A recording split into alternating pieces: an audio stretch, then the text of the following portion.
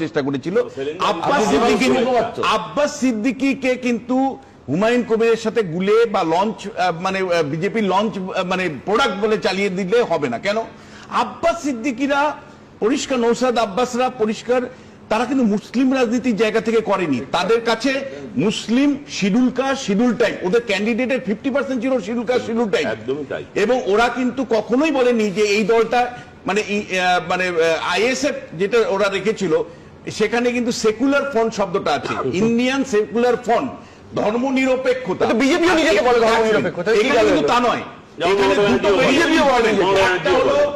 একটা হলো হুমায়ুন কবির পরিষ্কার বলছেন এটা মুসলমানদের দল হবে, খ হলো হুমায়ুন কবির পরিষ্কার বলছেন যে এটা মসজিদ তাদের একটা এজেন্ডার মধ্যে আছে। তখন কিন্তু মসজিদ নিয়ে একটা কথাও কিন্তু আব্বাস সিদ্দিকীরা বলেন না, এখানে মসজিদের আবেগ আছে। থার্ড যেটা ওনারা বলছেন যে ভাই আমরা মেজর পলিটিক্যাল পার্টি, সেটা সিপিএম হতে পারে, তৃণমূল হতে পারে, তাদের দ্বারা ভোট ব্যাংক হিসেবে ব্যবহৃত হয়েছি, ফলে আমাদের নিজস্ব একটা পলিটিক্যাল পার্টি চাই। আমি বলছি পার্টি মানে পশ্চিমবাংলার রাজনীতিতে বলা যায় যে অনেকটা ইউডিএফ এর মতন কাজ করবে। অর্থাৎ আসামে ওই জায়গা থেকে ও বলছে যে পশ্চিমবাংলাতে 90টা আসন আছে, যেখানে 40% উপর মুসলিমরা আছে, সেখান থেকে আমরা বেশি সংখ্যক এমএলএ এনে পশ্চিমবাংলায় সরকার গঠনে ভূমিকা পালন করব এবং আমরা উপমুখ্যমন্ত্রীর পদ দেব।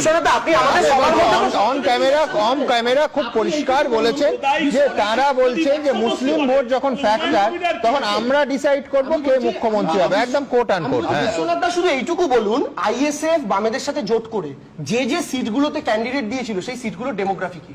আপনি এইটুকু শুধু প্রচুর ছিল,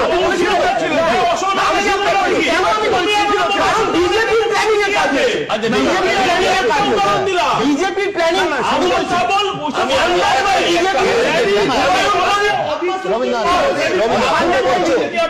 দেখুন, একটা কথা বলছি, এই আইএসএফ এর রাজনীতি আর হুমায়ুন কবিরের রাজনীতি, এই দুটোকে যারা এক করে দেখছে তাদেরকে যে আমি কি বলবো, ওরা সজল একটু আগে একটা কথা বলেছে, আমি সেই জায়গায় যেতে চাই, আপনি সেটাকে সমর্থন করছেন, পরিষ্কার করে বলুন, সেই জায়গাতে চলে যাচ্ছে।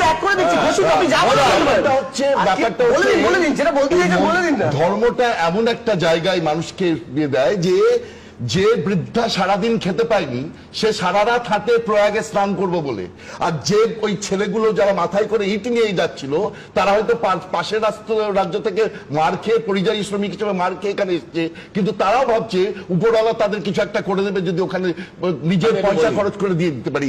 এই যে ধর্মের জায়গা, এইটা আইএসএফ কোনোদিন দেয়নি। এই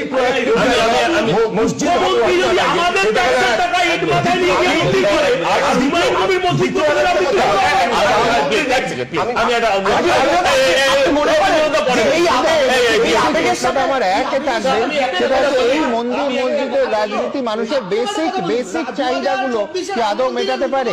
আমি এখান থেকে একেবারে স্পষ্ট দ্বিতীয় প্রতিবেদন আপনাদের সামনে